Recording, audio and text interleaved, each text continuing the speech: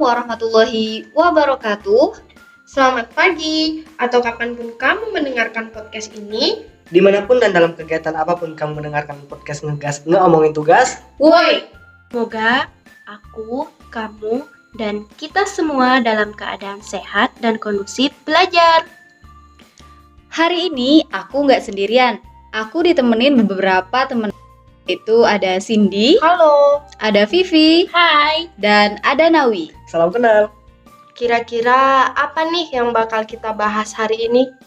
Jadi, di podcast Ngegas ini kita akan membahas bagaimana sih cara menanamkan nilai karakter sejarah pada pembelajaran kelas 10, tepatnya KD 3.6, yaitu tentang menganalisis karakteristik kehidupan masyarakat, pemerintahan, dan kebudayaan pada masa kerajaan-kerajaan Hindu-Buddha di Indonesia, serta menunjukkan contoh bukti-bukti yang masih berlaku pada kehidupan masyarakat Indonesia masa kini. Boleh, kenapa enggak ya kan? Ayo kita buat sharing session aja. Sebelum masuk ke sharing session, kehidupan kita sekarang ini itu kan gak bisa lepas ya dari yang namanya sejarah masa lalu. Nah, salah satu dari sejarah yang pernah terjadi di waktu yang telah lalu itu adalah kedatangan bangsa Hindu-Buddha ke Indonesia. Dari kedatangan bangsa Hindu-Buddha ke Indonesia ini tentulah ada berbagai peninggalan ataupun baik itu dari kebudayaan ataupun benda-benda dan lain sebagainya. Iya, Menurut kalian bagaimana sih agar kebudayaan tersebut tidak luntur begitu saja dimakan oleh waktu kayak gitu? Boleh nih dari Kak Vivi berbagi. Menarik. Menurutku sih ya, mungkin mendukung upaya dalam membuat ruangan khusus bernama museum agar peninggalan-peninggalan sejarah Hindu-Buddha dan yang lain tidak dicuri dan diperjualbelikan. Dan dengan upaya seperti ini, kebudayaan Hindu-Buddha dan yang lain dapat membuktikan bahwa adanya kehidupan di masa lalu dan peninggalan sejarah akan lebih terasa hidup dan nyata. Nah, kalau dari Nawi gimana nih Wi?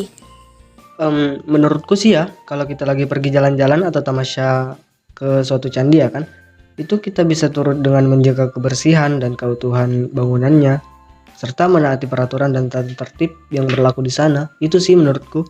Sip. Nah, yang terakhir nih, gimana Sin menurut Cindy?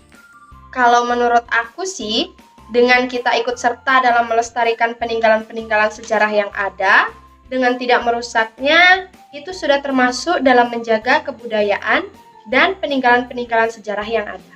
Sip. Nah, untuk menjaga itu semua kan pasti dibutuhkan kesadaran dari kaula muda ya kan, khususnya yang masih duduk di bangku SMA. Jadi, apa nih pesan-pesan untuk adik-adik kita biar mereka lebih bersemangat lagi untuk melestarikan budaya? Boleh dari Nawi dulu. Jadi untuk pesan buat anak-anak muda ya, untuk melestarikan budaya kita, tentunya kita harus paham dulu mengenai budaya kita.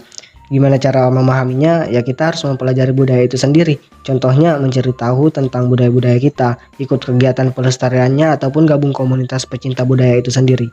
Jadi untuk teman-teman kaula muda, ayo belajar. Lanjut Cindy.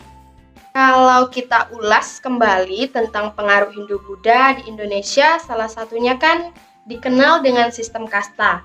Nah, jika dikaitkan dengan masa sekarang ini, mungkin ada beberapa dari teman-teman yang masih pilih-pilih dalam circle pertemanan. Itu sebenarnya udah nggak zaman lagi guys.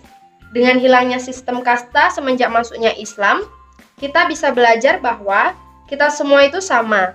Dan tidak seharusnya juga kita itu membeda-bedakan dalam bersosialisasi. Nah, itu dia teman-teman. Sangat menarik bukan? Saran agar kita sebagai generasi muda agar dapat melestarikan budaya, terkhusus pada materi yang sudah dijabarkan di atas. Saya dan rekan-rekan pamit. Terima kasih and see you on the next podcast. Dah.